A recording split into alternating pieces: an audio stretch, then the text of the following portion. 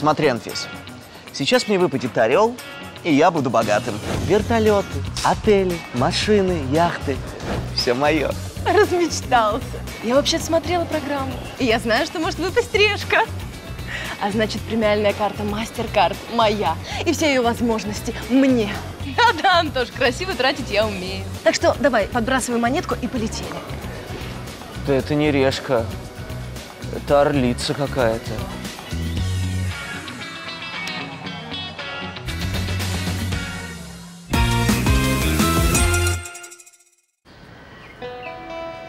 Ты, кстати, знала, что я кыргыз? Меня ж родители в Кумысе нашли, вытерли и воспитали. И вот я тут. Welcome, Антош. Барына салам. Бул орел и решка. Джаратылыш кыреметтери. Всем привет! С вами Орел и Решка. Чудеса света. Biz туштук Кыргызстанга суктанууга келдик. И мы приехали восхищаться Южным Кыргызстаном. Антон Эркек. Ну вот это непереводимая игра слов. Я хочу сказать салам пополам и Антон Азамат. Прикольно, что мы с тобой текст поровну поделили, да? Мне тоже Давай. нравится. С картой так не будет. Посмотрим. Орел. А, решка. Молодец, выучила. Хорошо. Страшно что-то.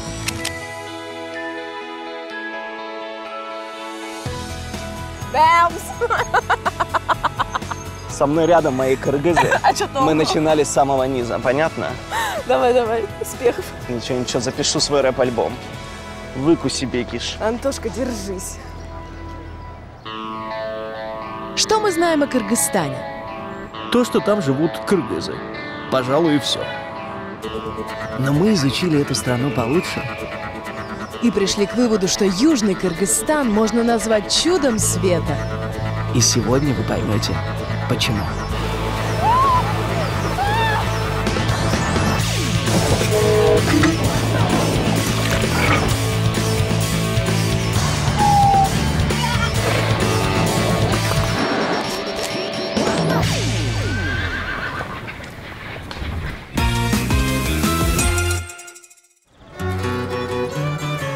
Кыргызский менталитет – штука уникальная. Если в этой стране посчитают тебя почетным гостем, то устроят мега-прием.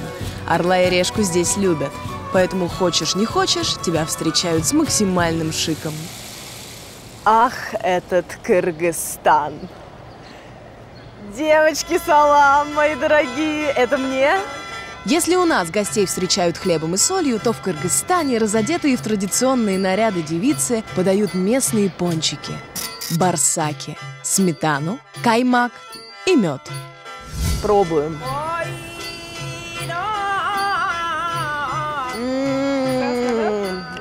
Жирно, хорошо. Очень вкусно. Так много я бы с собой завернула, но я потом еще смогу поесть. Я же богатая, у меня есть возможности. А это мой конь.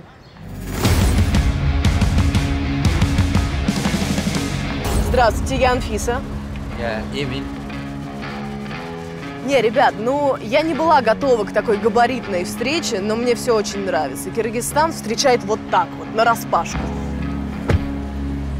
Оп. Я знаю, что специальные гости в Кыргызстане ездят со специальным сопровождением. Туристическая милиция УВД едет со мной.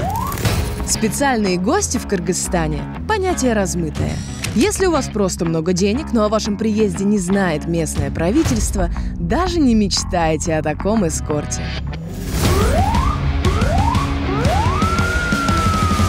Салам!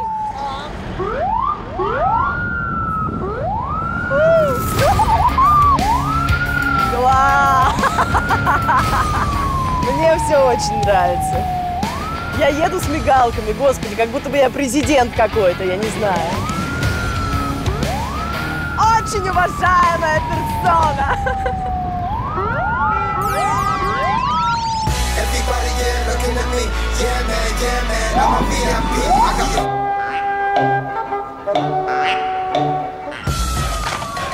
Но, если честно, польза от такого сопровождения сомнительная. Потому что на пути из аэропорта пробок нет, светофоров мало. Ну, пока странно, но приятно. Мигаю.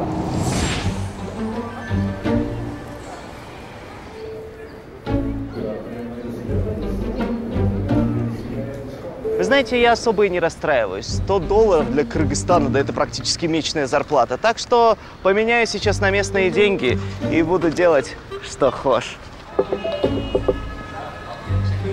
Пу-пу-пу. Обменник не работает. Класс. Вот, который человек. Ага. Так. Сейчас задействуем Международный валютный фонд. Такое ощущение, что денежные отношения в Кыргызстане как будто застряли в 90-х. Салам, мне сказали, что вы министр финансов Кыргызстана. Здесь меняют деньги прямо с рук. Какой курс? 8 тысяч будет. А там 84. 8300 отдадим. Хороший. Настоящий сам рисовал. Сколько? 8200? Давайте 8200, нормально? Ладно, спасибо. Ты будешь благодарен. Центр Южного Кыргызстана – город Ош. Добраться туда из аэропорта можно бюджетно. На маршрутке или шикануть на такси. Такси тут вроде как дешевое. Могу себе позволить. Здрасте. До города сколько? До города 250. Я к вам тогда. Ребята, Кыргызстан – это уникальное место. По бедному ты или по богатому едешь одинаково с комфортом. Ну вот так за $3 еду в тяжелом люксе. С кондиционером, удобными сиденьями. Кайф.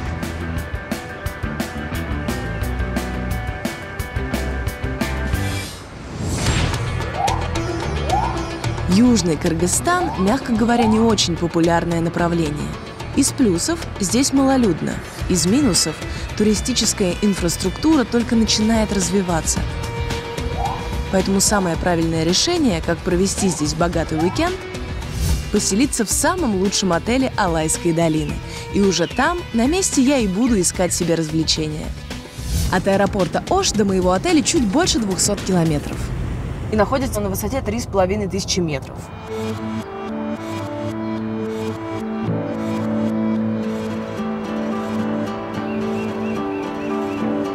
От Кыргызстана многого не ожидаешь, но первые полчаса пути убеждают в обратном.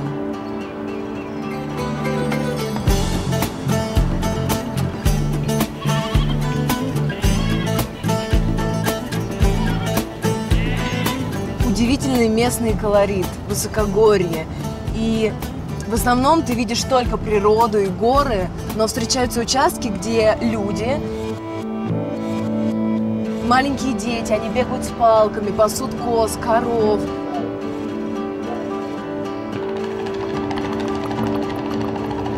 Ты видишь коней, которые в горах.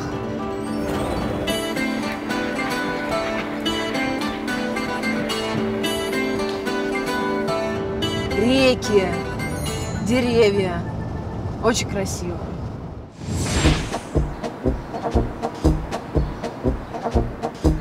Я тем временем доехал до города Ош. Южной столице Кыргызстана 3000 лет. Но с виду не скажешь. Такое ощущение, что его построили в СССР. Ну вот я и в центре. Найти его очень просто. Тут стоит гигантская скульптура малоизвестному мужчине, показывающему в сторону центрального базара. Туда, батенька.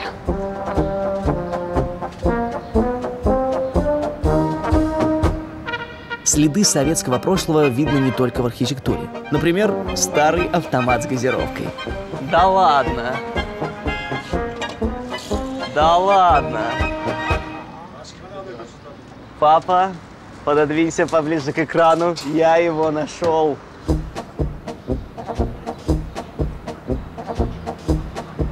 Ай, как вкусно пьете. Для особо юных зрителей рассказываю. Суть вот в чем. Есть 2 бесплатных стакана. Хавид, шайтан, уходи. Все. И это не одноразовые стаканчики. Кто из них пил до тебя, неизвестно. О, пошла жара. Вау! И стакан газировки с сиропом стоит чуть больше 3 гривен. Слушайте, ну вот эта машина, это, конечно, связующая нить времен. Я наконец-то попробовал на вкус детства своих родителей. Это невероятно. Автомат с газировкой здесь стоит не случайно. В Южном Кыргызстане очень жарко. Летом реальное пекло до 40 градусов. И всяческие напитки – важная часть местной уличной торговли. И хорошая идея, если ты бюджетный турист, провести дегустацию. Давайте пробовать. Салам. У вас айран, у нас купец. Это же айран? Да, айран. Айран – это напиток из скисшего коровьего молока, в который для вкуса местные добавляют яблоки, а наливают его при помощи веника из базилика, чтобы придать напитку утонченный запах. А еще, по желанию, к айрану можно добавить местные специи. Слушайте, как аппетитно! Айран, яблоки, пластиковые бутылки, веник. Что здесь делает пластиковая бутылка? Она со льдом. Именно благодаря этому айран холодненький. Можно мне чашечку? Это кефир с кыргызским прищуром. Вкусно, он еще и охлаждает в такую жару. Еще один национальный напиток – чалап, тоже кисломолочный. Чалап очень похож на айран. Как будто бы кефир сильно разбавили водой. А вот местный аналог привычного нам кваса – максы.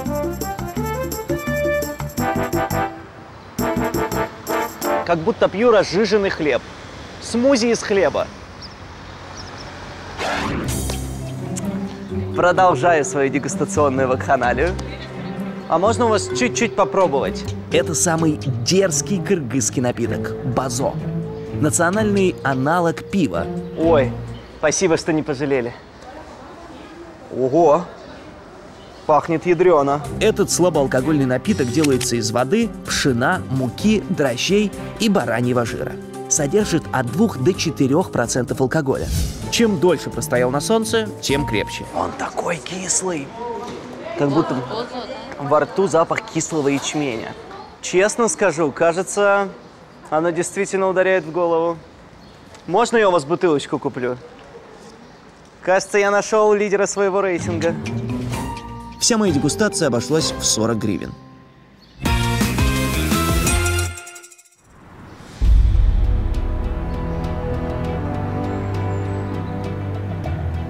Дорога, по которой я еду, называется Памирский тракт. Она, как длиннющая змея, протянулась на 1200 километров через две страны – Кыргызстан и Таджикистан. К слову, раньше за трехкратное прохождение Памирского тракта автомобилистам вручали медаль. Но это было до того, как здесь проложили нормальную дорогу.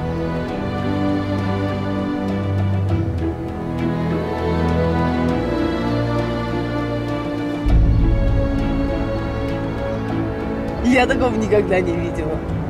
Такого слияния всего. По обе стороны от меня вздымаются горы Памира. Гиганты, вершины которых будто бы царапают облака.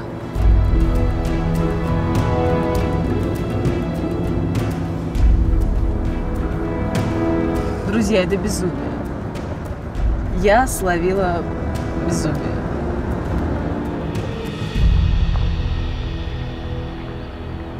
Хочется останавливаться на каждом повороте и любоваться.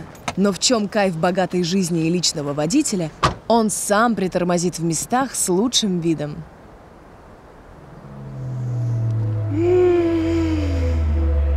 Вау!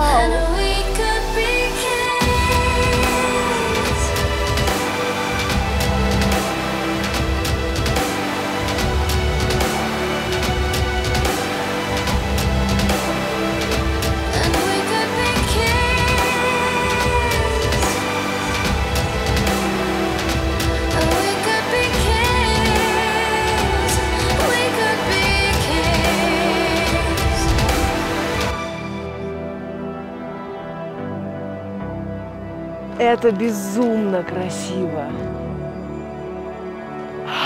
Дышать немножко даже тяжело.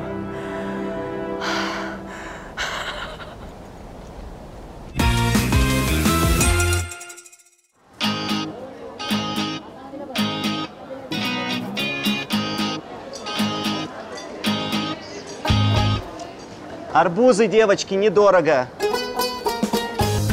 Вот уж точно, если хотите ощутить культуру страны, обязательно приходите на базар. Арбузы 50 сомов.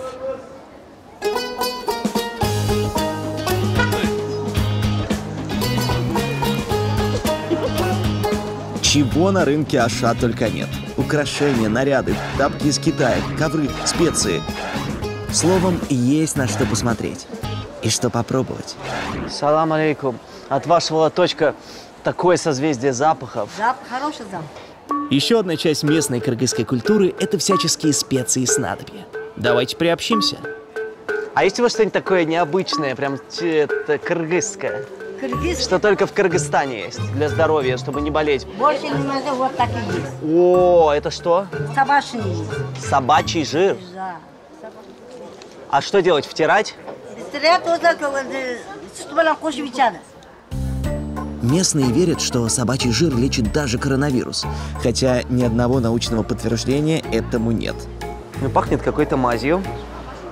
Но все же попробую крепить иммунитет. Это на вкус как парафин. Правильно же я понимаю, что собачий жир делают, из толстых собак, их ловят, делают им липосакцию, убирают все лишнее, и они спокойные, худые, свежие, бегут дальше, да ведь? Я не буду на тебя реагировать.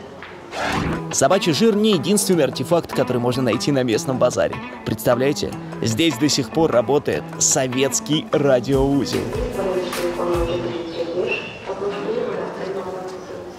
Слышите? Это просто чума, я нигде такого не видел. Тут на базаре есть свой радиоузел, где за 30 сом можно создать свое оповещение, его прочитают на весь базар.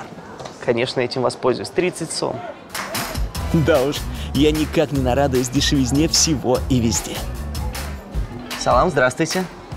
А можно я напишу свое сообщение? 6 раз прочитают, прямо сейчас первый. Через 1 минуту состоится фотосессия с самым популярным ведущим шоу «Орел и решка». Фото с мальчиком 10 тонн, девочкой 5 тонн. Собираемся у радиокласса. Все верно, хорошо. Отработали. Ну, ждем.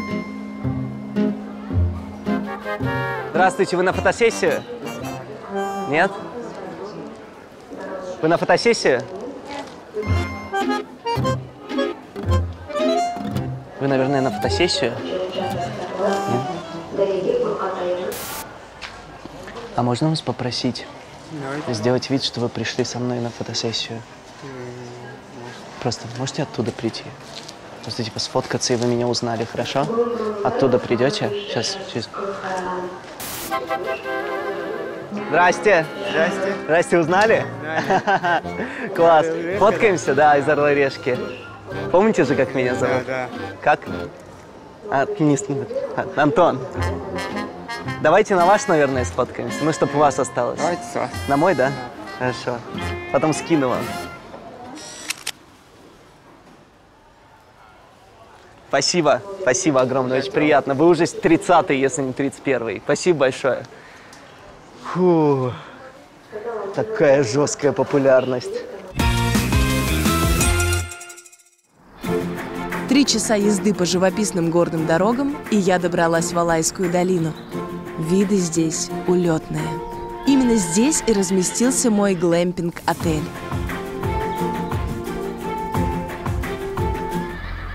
Здрасте. Здравствуйте, добро пожаловать. Спасибо. Это колыбель кыргызской земли Алай. Добро пожаловать. И это самое крутое место, в котором может поселиться турист с безлимитной картой. Модное нынче название «глэмпинг» расшифровывается как «гламурный кемпинг», он же «купольный отель». По сути, это большая палатка со всеми удобствами. Ого, так пахнет деревом тут.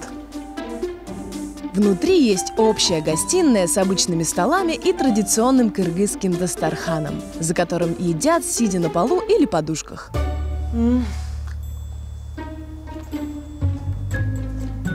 Кыргызстан. Окна такой интересной формы. Ромбики. Все такое новое, еще вот видно, что только-только сделано. такие 3 иллюминатора, 3 окошка сверху. В отеле несколько номеров. Ну что же, сегодня я буду диванным критиком, который впервые в этом отеле в качестве туриста. Номер, правда, тесноват, но вполне пригоден для жизни. Кровать хорошая. Не жесткая, не мягкая, все в меру. Ванна.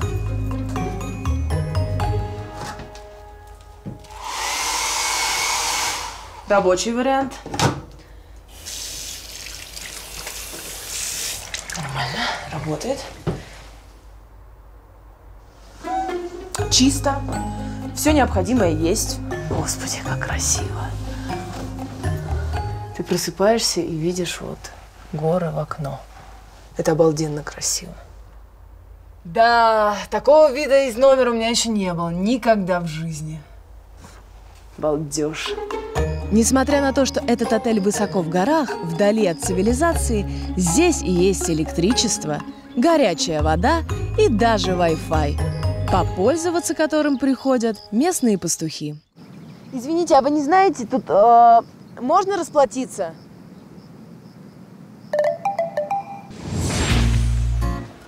Ой, это чья это там раскатанная губа?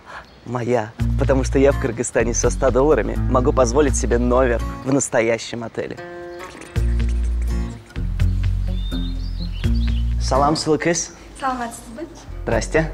Здравствуйте. Я человек серьезный. Можно мне, пожалуйста, самый обычный номер в вашем отеле? Да, конечно. У нас экономный класс. Пожалуйте сюда. Самым обычным номером в кыргызском отеле оказалось, что бы вы думали? Традиционная юрта. Для кочевого народа в средние века верх удобства. Сюда легко поместилась бы целая многодетная семья. Но все это для меня одного и меньше, чем за 400 гривен. Укуси меня, Тушкан. У меня свой личный кусок аутентики. Вместо стандартного паркета войлочный ковер. Вместо стула седло. Вместо обычных этих банных принадлежностей, халата и тапочек – национальный костюм. Вместо кровати – отсутствие кровати. А вместо стандартной крыши – дыра в небо. Или, как ее тут называют, шанырак. Через нее в юрту попадает свет. А что делать, если дождь? Понятно что. Кошмой закрыть – это вот тот кусочек ткани. В юрте, конечно, нет ни душа, ни туалета, придется идти в сам отель. Но до чего же колоритно. Кайф! Вернусь сюда вечером.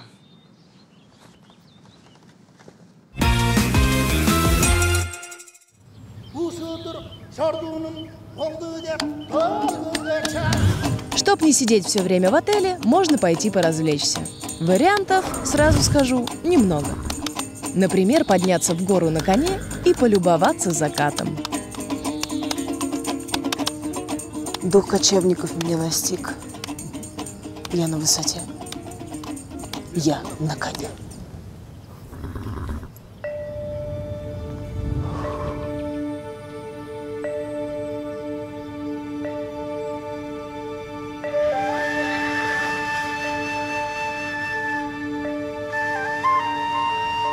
Как будто я в средневековье каком-то.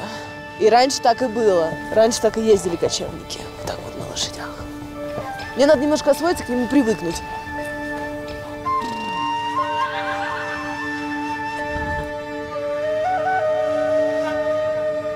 Очень красиво. Безумие какое-то. Оп. Так, дальше начинается сложная дорога, каменистая, по которой лошади не пройдут. Нам нужно слезать? Да, пешком. Пешком дальше идем.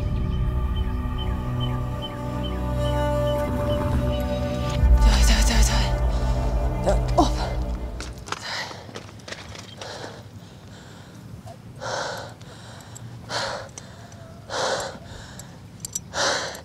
Сейчас. Тяжело очень дышать.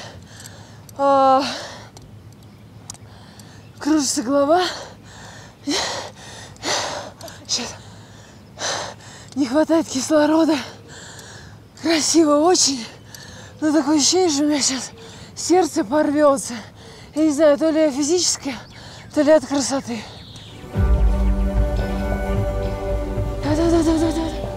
Да, вперед. Вперед, еще чуть-чуть, да.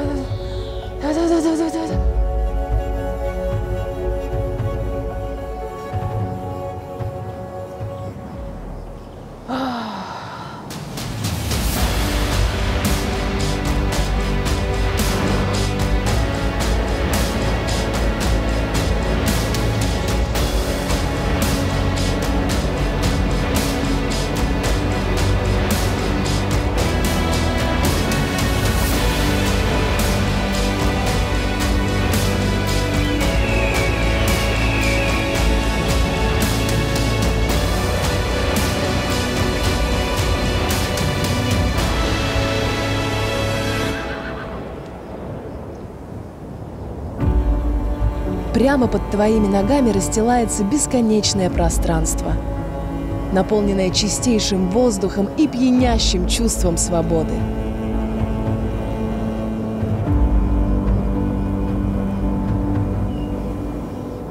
Здесь, на вершине гор, где гуляет ветер, теряется ощущение реальности, и кажется, что ты оказался в каком-то фэнтези про хоббитов, волшебников и троллей.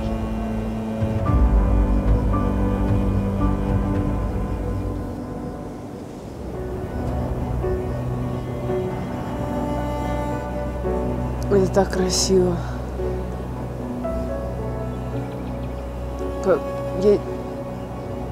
Я не верю, что я это вижу.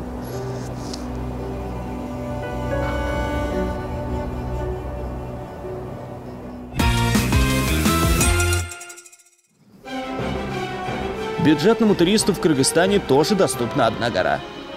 Вау! Мать моя Мирбека Атабекова обожает. Священная гора Сулайман-То. Настоящее чудо Южного Кыргызстана.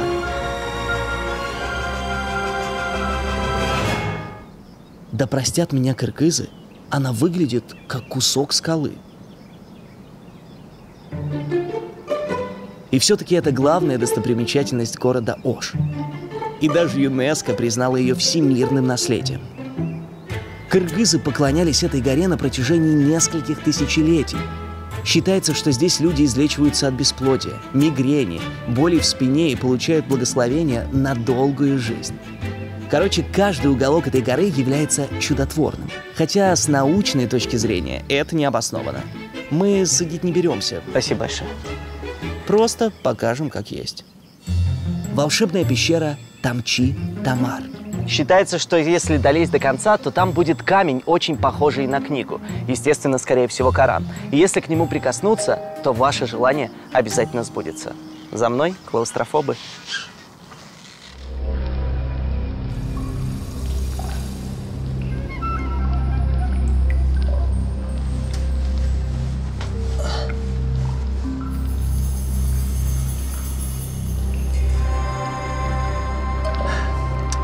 Хочу мир во всем мире, чтобы уже больше никто и никогда не болел. И Симпл-Димпл. Полезли обратно.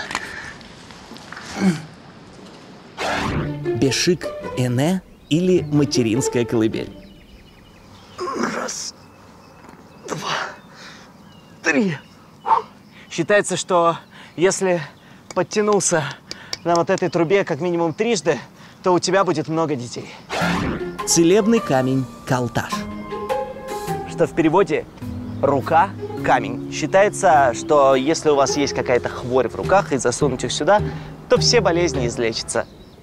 Ну, никаких болезней и травм руки у меня не было, но зная, откуда они у меня растут, засуну обе.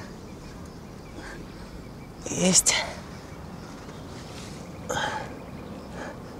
С ума сойти, даже не застряла. Еще один целебный камень – Белташ. Считается, что если скатиться по нему 7 раз, то ваша спина, почки будут здоровы. А некоторые специально приезжают сюда из-за границы, чтобы вот этими скатываниями лечить бесплодие. Попробуем.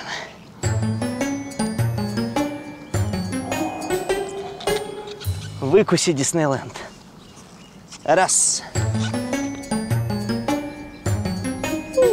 Два.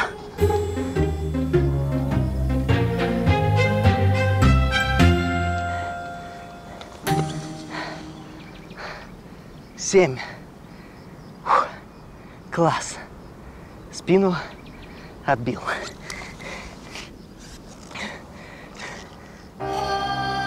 Даже если вы не любитель изучать закоулки священных гор, то на Сулейман-Тоо стоит подняться ради потрясающего заката и вида на Ош. Мы почему-то привыкли ассоциировать путешествия с чем-то очень далеким от нас. Что они где-то там за горизонтом, где-то там на других островах, где-то там на других континентах.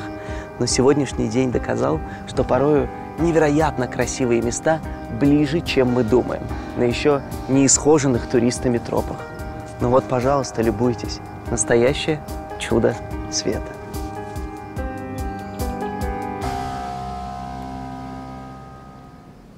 Красивые девчонки, сказал. Да. Я знаю. Очень. Не перебарщивай.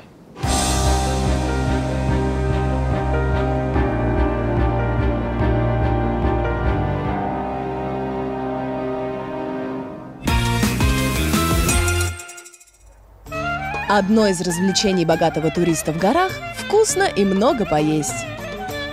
С безлимитной картой можно позволить себе дегустацию всех блюд, которые есть в меню. Ну, как бы… Я так понимаю, это накрыто для меня. Но здесь может сидеть рота солдат. Кыргызы – наследники древних кочевников. И вся национальная кухня – это мясо. В самых разных вариациях. Баранина приготовлена в земляном тандыре. Это считается, ну, как бы деликатесом нашим кыргызским и основным блюдом для гостей. Это блюдо называется таш-кордо и считается здесь одним из древнейших. Чтобы его приготовить, в земле выкапывают яму и несколько часов жгут в ней костер. После берут разделанную тушу барана, обваливают в специях и отправляют в разогретую яму. А сверху накрывают ароматными восточными травами и плотной тканью. На несколько часов оставляют, а потом горячим подают к столу. Туша барана разделяется на 12 костей. Каждая кость с мясом имеет свой статус. И по статусу старшему или же гостю выдается самая уважаемая кость. А как эта самая уважаемая кость выглядит, называется? Он называется джамбаш, бедро.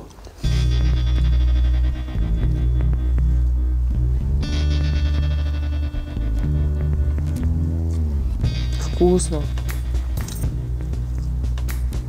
Хорошо жуется. Но главное, правда непонятно, оно тушеное, жареное, вареное. Ой, кочевная жизнь. Мясная такая. Мощная.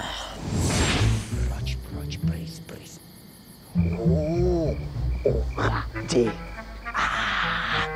Коронавирус, уходи. Китайский ящер, беги. Британский штамм, иди прочь. Индийский штамм, беги в ночь. Прочь, прочь, прысь, прысь. Прочь, прочь, прысь, прысь. Фу, все. На сегодня с работы хватит. Спокойной ночи. Еще сковородку мыть.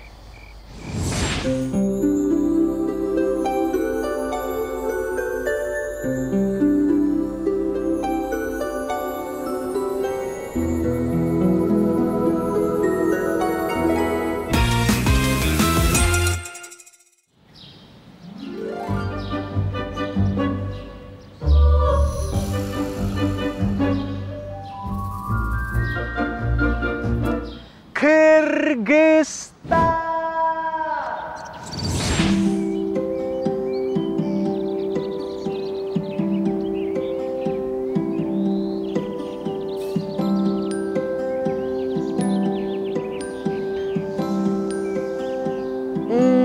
Просыпаться с таким видом – это безумно круто.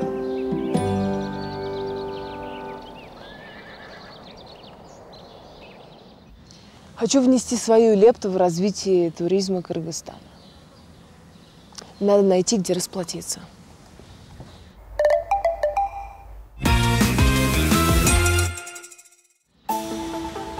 Говорят, что самые красивые места начинаются за городом. В Оше я уже все посмотрел. Надо ехать дальше. Тут рядом есть туристический центр, в котором мне с этим могут помочь. Местные мечтают, что когда-то в Южный Кыргызстан повалят толпы туристов. А пока усердно борются за каждого. Так что здесь и машины найдут подешевле, и кофе бесплатно напоят. Советуют съездить в Узген, посмотреть рисовые поля и поесть местного вкуснейшего плова.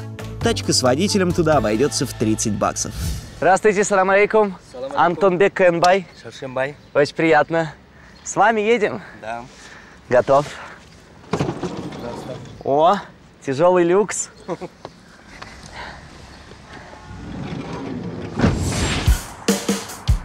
При всей своей красоте Южный Кыргызстан беден на развлечения, особенно дорогие. Чуть ли не единственная активность, кроме как подняться в горы, это рафтинг. Ничего особенного, скажете вы, но рафтинг здесь только недавно появился и считается настоящим эксклюзивом. Я в Алайской долине, близ реки Гюльче. И в Южном Кыргызстане очень много бурлящих рек, которые спускаются из ущелья на равнину. Так вот, с Гюльче я хочу столкнуться лицом к лицу. Здравствуйте, меня Анфиса зовут. Дастан. Как еще раз? Дастан. Дастан? Да. Дастан, очень приятно. Да, Дастан, да. ну что, мы будем рафтить? Рафтить. Это мой первый рафтинг в жизни. Рафтинг на горной реке – развлечение, леденящее душу и тело. Поехали. Сейчас на улице плюс 40, а вода всего 12 градусов. Мама! Что, и что делать-то? Именно волна. О, начинается, да? Блин.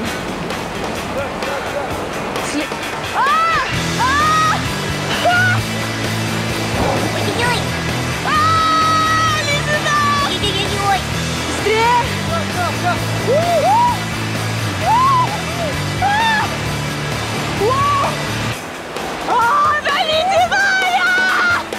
Как холодно! Очень холодно! Гребем, да? Чтобы побыстрее. Слева, да? Оу! Сейчас будет волна.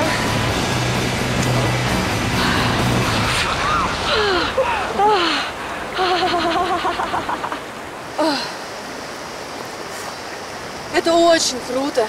Это безумно красиво.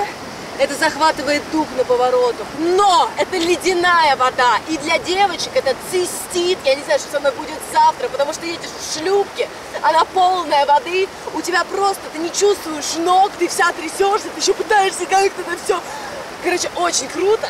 Спасибо большое. Но я приеду в следующий раз, когда вода будет потеплее. Будем ждать вас. Памперсы пошла помогаю, потому что это очень холодно. Спасибо вам.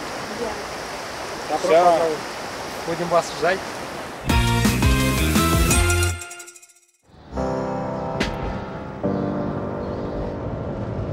Чуть больше часа в пути, и вот они, рисовые поля Узгена. Здесь выращивается сорт риса, который называется дивзира.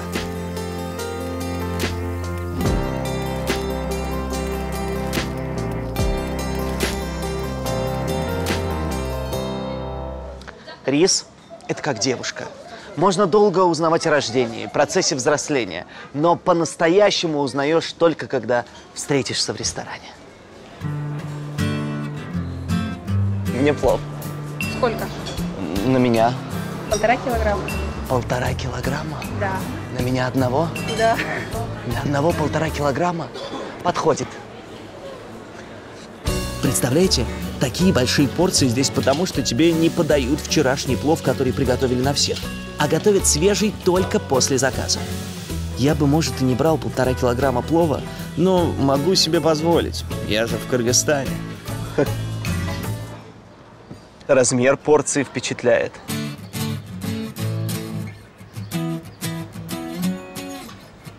То ли это я сам себе надумал про рис, потому что теперь знаю все про него, то ли это действительно так, но он мне кажется гораздо нежнее и вкус ярче, чем у обычного белого риса.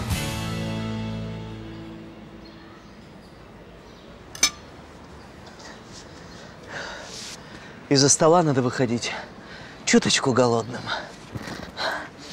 Фуру ко входу подгоните.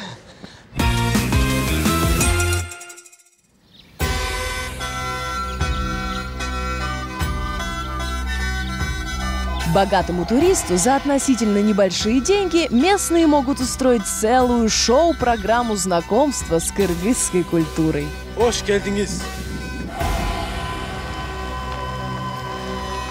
Место называется Тулпар-Коль, и сейчас я въезжаю в юрточную деревушку, чтобы опробовать национальные забавы.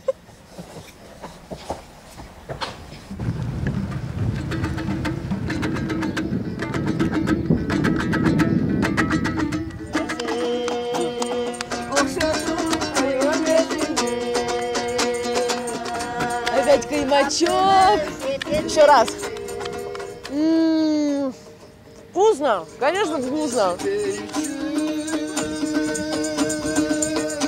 Я не понимаю, о чем они поют, но мне нравится. А как называется инструмент? Комус. Комус? Комус, да. А можно попробовать? Пожалуйста. По-кыргызски комус, национальный инструмент. Комус. Ну, вам это больше идет. А вот это что за штука? Асатая. Асатая? А можно я попробую? Можно, да. Так, значит, в левую руку. Ага. Вот так вот, да? Вот так. Да, вот.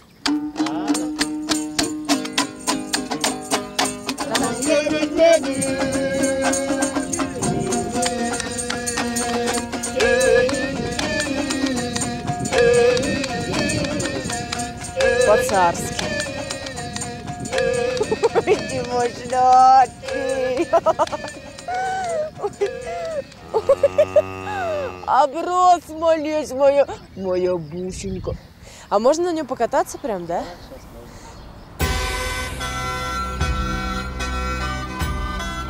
Так, а как сделать, чтобы мы пошли вперед? Просто Шо? Шо? О! О! Красавчик! Это сейчас яки в основном катают туристов, а много веков назад они были главным грузовичком кочевников. Пойдем к озеру сходим, давай налево. Ну давай, вот вода. Мало, ну давай. Во, молодец. Верхом на яке кажется, что ты оседлал огромный лохматый скутер. Только скутером можно управлять, а як сам решает, куда идти и вообще идти ли. Ну, очень резвое животное. Ему вообще все равно, что ты там хочешь. Ты, конечно, пытаешься лево-право, но стрессово. Но не сдаемся. Давай. Чух-чух. Давай.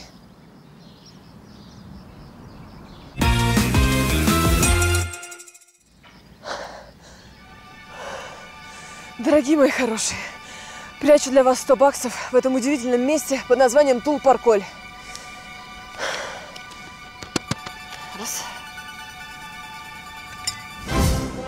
Координаты заветной бутылки со $100.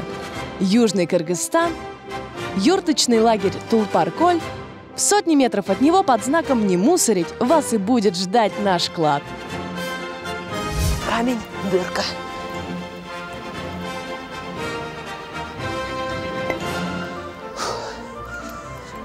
Одевайтесь теплее.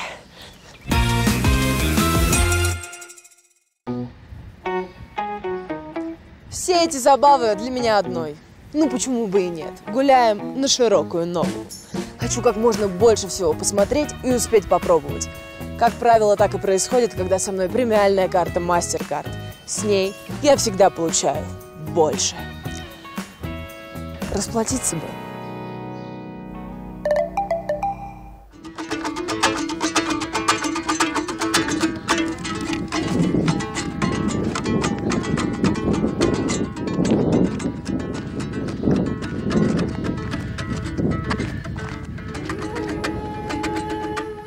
Когда я вдоволь насладилась местными песнопениями, мне предложили превратиться из богатой туристки в настоящую кыргызскую невесту.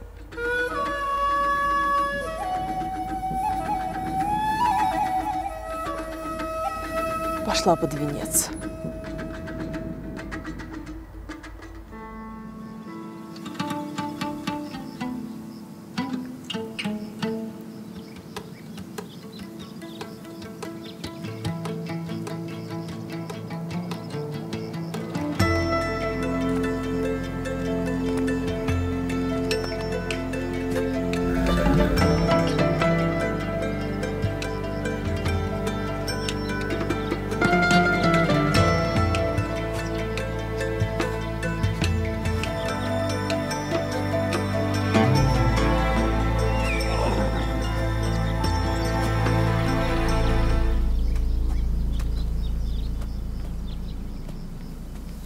Вот и жених.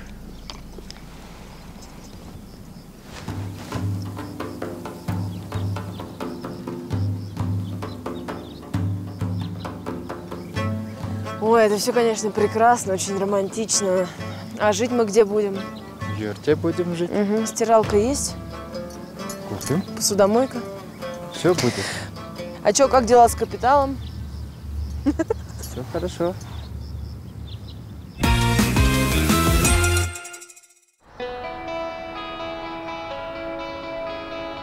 Южный Кыргызстан – это уникальное сочетание нескольких вещей. Я такого никогда не видела. Такого слияния всего. Здесь как будто остановилось время. Ай, как вкусно пьете. Очень красиво, но при этом чрезвычайно дешево. Южный Кыргызстан – это сплав самобытной культуры, природных красот и пьянящей свободы. Просыпаешься и видишь горы в окно. Это обалденно красиво. Настоящее чудо света. Кыргызстан встречает вот так вот, нараспашку. Арбузы 50 сомов. Пошла под венец. Фуру ко входу подгоните. Это так красиво.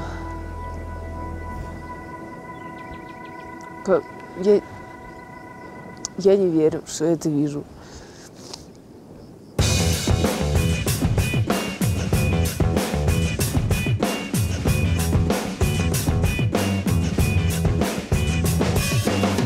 Интересно, в таблице Менделеева есть Айран и Кумыс?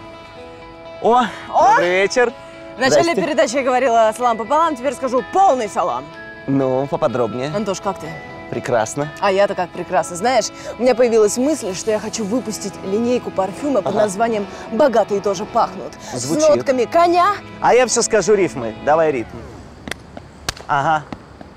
Салям алейкум, алейкум ассалям, орел и решка. Фит Кыргызстан, тут в озерах вода цвета топаза. Горы тянутся вверх под звуки намаза. Здесь грецкий орех и узгенский рис. Если ты это ел, значит ты кыргыз. Есть воротки у местных, остатки айрана. Давай приезжай, а, чудеса Южного Кыргызстана. Друзья, до встречи на следующем чуде света. Пойдемте. Пока. Ну все, надо, мне кажется, Лумпанапа-то подвинуться. 16? И Бегишу, да, 16 выпусков еще будешь слушать от меня рэп. А потом все, житейская проза. Ну посмотрим, посмотрим. Орел и Решка приглашает всех желающих покорить Килиманджаро. Взойти на вершину Африки вместе с популярным тревел-шоу. С 6 по 17 октября. 2 дня сафари в национальных парках Танзании. Ну а дальше брось себе вызов и встречай рассвет на самой высокой точке Африки. 5895 метров. Все это время команда «Орла и Решки» снимает кино о твоем восхождении. Поверь, эта поездка изменит твою жизнь.